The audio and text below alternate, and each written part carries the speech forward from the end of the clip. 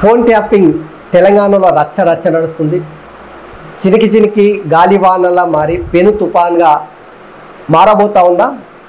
Phone ట్యాపింగ్లో ఖచ్చితంగా కేసీఆర్ని arrest చేసే అవకాశం ఉందా? అరెస్ట్ చేసి జైలుకు పంపే అవకాశం ఎంతుంది? నిజమే ఈ ఫోన్ ట్యాపింగ్ను కేసీఆర్ చేయించిండా? ఫోన్ ట్యాపింగ్ కోసమే తన కులపొల్లని అంతా కూడా ఇంటెలిజెన్స్ డిపార్ట్మెంట్లో చాలా కీలకమైనటువంటి పోస్టుల్లో పెట్టుకున్నాడా? వీటన్నిటికీ సమాధానం దొరకాలంటే గత కొన్ని దినాల నుంచి జరుగుతున్నటువంటి పరిణామాలను చూస్తే చాలా స్పష్టంగా అర్థమవుతుంది. ఇంటెలిజెన్స్ డిపార్ట్మెంట్ చీఫ్గా ప్రభాకర్ రావు, ఇక ఐఎస్బిలో చాలా డిఎస్పిగా ప్రణీత్ రావు, దీనికి తోడు అదే ఇంటెలిజెన్స్లో డీజీపీగా రాధాకిషన్ రావు, ఏఎస్పీగా భుజంగరావు. వీళ్ళందరూ ఎందుకు పెట్టుకున్నట్టు? సరే పెట్టుకుంటే పెట్టుకొని తన కులపొలను తీసుకొచ్చి పెట్టుకుంటే పెట్టుకుని మరి ఫోన్ ట్యాపింగ్ను ఎవరి మీద ప్రయోగించిండు?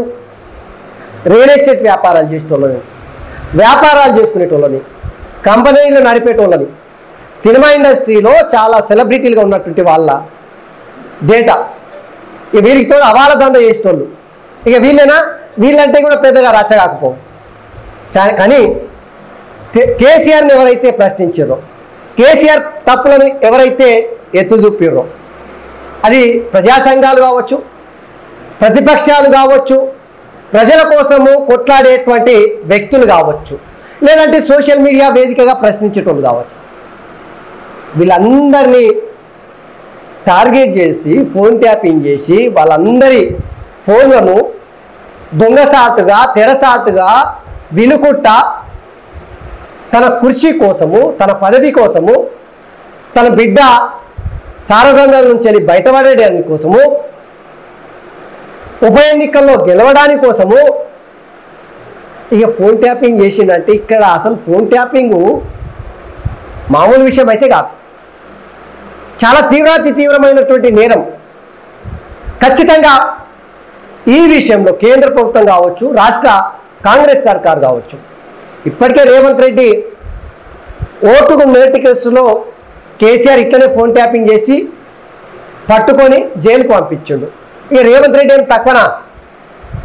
ఇక పొట్టోని పొడుగోడు కొట్టిందంట, పొడుగోని పోషమ్మ కొట్టిందంట. ఖచ్చితంగా ఇప్పుడు కేసీఆర్ జుట్లకొల్లి పుట్టినోడే రేవంత్ రెడ్డి కేసీఆర్ని వదులుతాడా?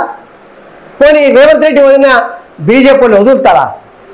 బిఎల్ సంతోష్ని అరెస్ట్ చేసి జైలుకు పంపించి తన బిడ్డను బీజేపీ పార్టీతో బేరసారాలు చేసి సారదండ నుంచి బయటపడేయాలనుకున్నాడు, వాళ్ళు వదులుతారా? సో ఖచ్చితంగా ఇది రేపు పొద్దుగాల ఎన్నికల ఫలితాలు వచ్చినాయి పడే దేశవ్యాప్తంగా రచ్చ జరుగుతుంది.